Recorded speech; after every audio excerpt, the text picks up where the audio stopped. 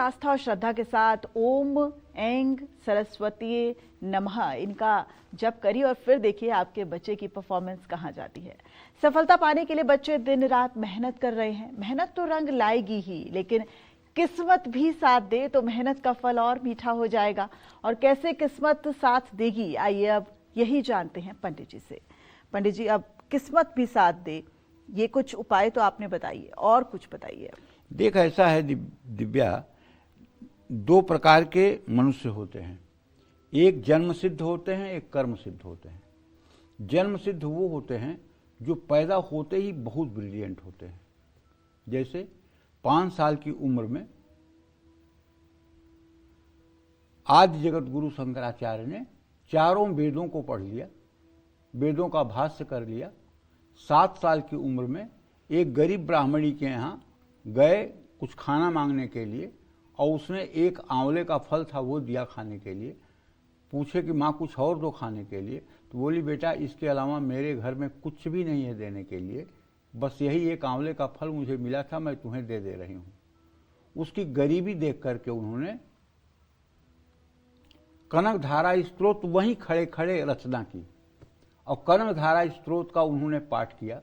उसका प्रभाव ये हुआ कि लक्ष्मी ने इतनी स्वर्ण वर्षा की कि सोने के आंवले से उस वृद्धा महिला का पूरा घर भर गया। तो ये तो जन्म सिद्ध है। सुंदर। कहते हैं कि शंकर के रूप में आए थे, ठीक है, तो ये तो जन्म सिद्ध हैं, जन्म से ही इनकी बुद्धि खुली हुई है। ऐसे बहुत से बालक आज हैं जो 3 साल की उम्र में, 4 साल की उम्र में, कल मैं देख रहा था एक 4 साल की लड़की वृंदावन में राधा कृपा कटाक्ष बोल रही थी। जी, मैंने भी संस्कृत में राधा कृपा कटाक्ष बोल रही थी। अब वो अद्भुत ही है ना, 4 साल के बच्चे को संस्कृत में राधा कृपा कटाक्ष बोलना, ये अद्भुत ही है ना। जी। तो एक तो जन्म सिद्ध होते हैं, दूसरे कर्म सिद्ध होते हैं। कर्म सिद्ध कौन होता है? जो सामान्य पैदा होते हैं, सामान्य बुद्धि होती है, लेकिन परिश्रम करके, शास्त्रों का स्वाध्याय करके, विषयों को पढ़ करके, मेहनत करके, परिश्रम करके अपने बौद्धिक स्तर को बढ़ाते हैं। जन्म सिद्ध जो होते हैं उनके लिए सारी चीजें आसान होती हैं, और कर्म सिद्ध जो होते हैं उनके लिए सारी चीजों में संघर्ष होता है।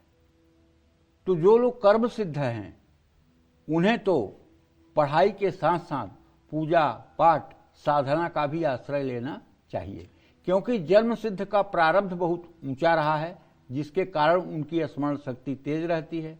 और जो कर्म सिद्ध हैं उनके प्रारब्ध उतने मजबूत नहीं होते हैं, उन्हें अपना प्रारब्ध बनाना पड़ता है, उन्हें अपना प्रारब्ध बनाना पड़ता है।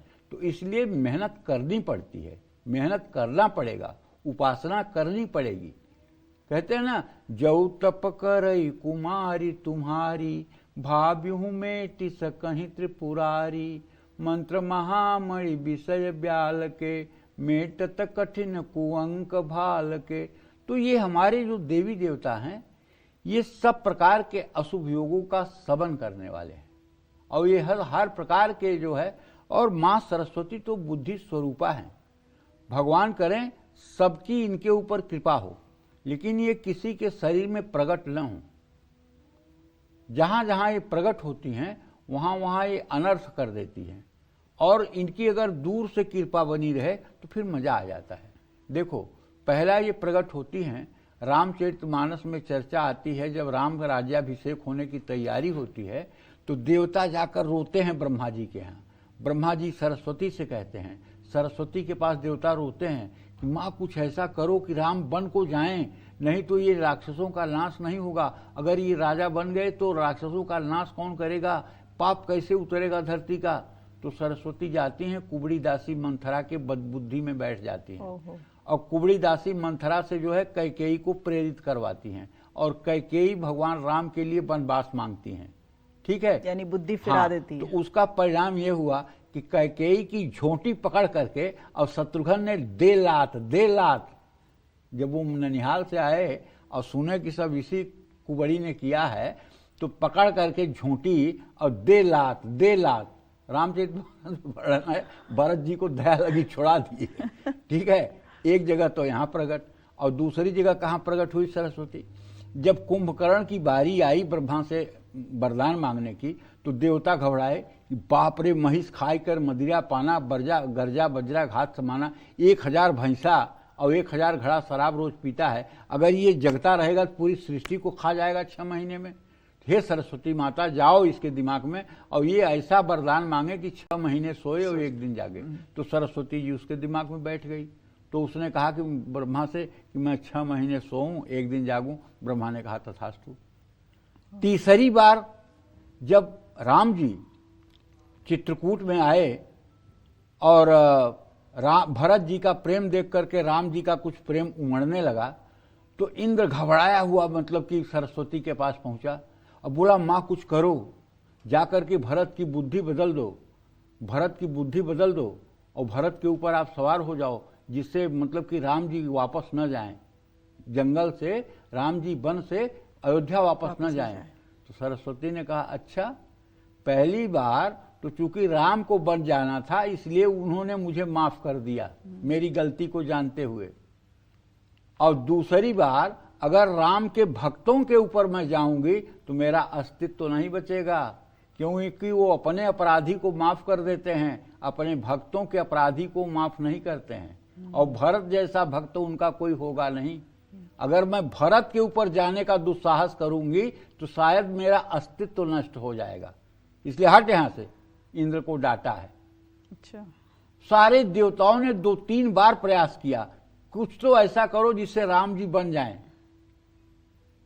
भरत जी कहते हैं ना कि जहीं विधि प्रभु प्रसन्न मन होई, करुणा सागर कीजे सोई। तो कहने का आशा ये है, परीक्षा का संबंध तो स्मरण शक्ति से है। बच्चों को अपनी स्मरण शक्ति को तेज करने के लिए सलाद और हरी सब्जियां खूब खानी चाहिए, गाय को हरी घास खिलानी चाहिए। अपने बच्चों को आप गौशाला में लेकर जाया करिए, बच्चों को गौशाला में घुमाया करिए। गाय के नथुने से जो हवा निकलती है, अगर वो आपके बच्चे के शरीर में लग जाएगी तो उससे आपका बच्चा कभी चर्म रोगी नहीं होगा, चाहे जैसा कुष्ठी हो, कुष्ठ रोग का पेशेंट हो। अगर 6 महीने गौशाला में रह करके गायों की सेवा कर दे तो उसका चाहे एग्जिमा हो, चाहे अपरस हो, चाहे सफेद कुष्ठ हो, वो सारा मतलब कि जो चर्म रोग है वो गाय के नथुनों से, सांस से, वो सब ठीक हो जाता है। आप जानते हैं, जिन लोगों के बच्चे मूल में पैदा होते हैं, सारी मूल शांति के बाद उसको एक ऊनी शॉल में लपेट करके बच्चे को और गाय के पास ले जाया जाता है। गाय सूंघती है और ज्यों गाय सूंघती है त्यों मूल समाप्त हो जाता है। जब तक गाय को बच्चे को न सुंघाया जाए तब तक मूल शांत नहीं होता है, पक्की बात बता रहा हूं। गाय के नथुनों में, दोनों श्वासों में ऐसा अमृत है जो मतलब कि आदमी को रोग मुक्त करने की क्षमता रखता है। और चंद्रमा का मजबूत होना भी आत्मविश्वास को बढ़ाता है। ऐसे में चंद्रमा को मजबूत करने के लिए भगवान शिव की पूजा उपासना करनी चाहिए, ओम नमः शिवाय का जप करना चाहिए, हनुमान चालीसा का पाठ करना चाहिए, चांदी के गिलास में पानी पीना चाहिए, अपनी किताबों में हो सके तो इमली के पत्ते रख लेना चाहिए, अपने घर में स्फटिक के गणेश जी स्थापित करना चाहिए, उनके चरणों में हर रोज दुर्वा और लड्डू चढ़ानी चाहिए। अगर बड़े बच्चे हो सके तो रोज गणेश अथर्व शीर्ष का पाठ करें। बसंत पंचमी पर विद्यार्थी अपने किसी भी प्रिय विषय या प्रिय किताब का पाठ जरूर करें। कलम और कॉपी की पूजा करें। माँ सरस्वती के चरणों में मोर पंख अर्पित करें।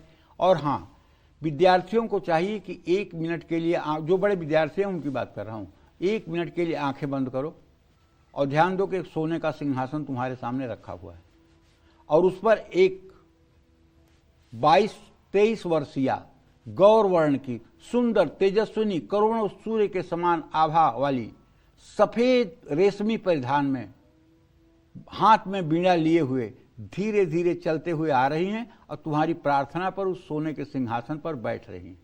और तुम उनके श्री चरणों में सर रख करके और उनके श्री चरणों पर एक कमल का फूल अर्पित कर रहे हो और हाथ जोड़ करके उनकी प्रार्थना कर रहे हो, अपलक उन्हें देख रहे हो और मन में चल रहा है ओम ऐं सरस्वत्यै नमः।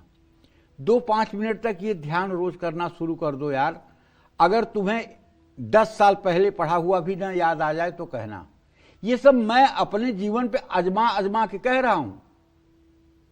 अगर 66 साल की उम्र में और 40 साल पहले पढ़ा हुआ श्लोक अगर बोल देता हूं तो ये सरस्वती की कृपा है, नहीं तो भूलने में 2 घंटा लगता है।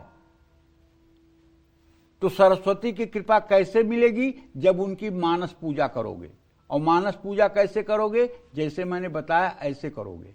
मानस पूजा करना शुरू करोगे तो सरस्वती आपको डायरेक्शन देती हुई दिखाई देंगी। अब बेटा तू ये कर ले, अब ऐसे पढ़ाई कर ले, अब ऐसे कर ले। वो तो आपसे संवाद करना शुरू कर देंगी कुछ दिनों के अंदर, साल 2 साल के अंदर आपसे संवाद करेंगी, जिससे आप इतने आनंदित होंगे कि जिसकी कोई सीमा नहीं। जय मां विंध्यवासिनी।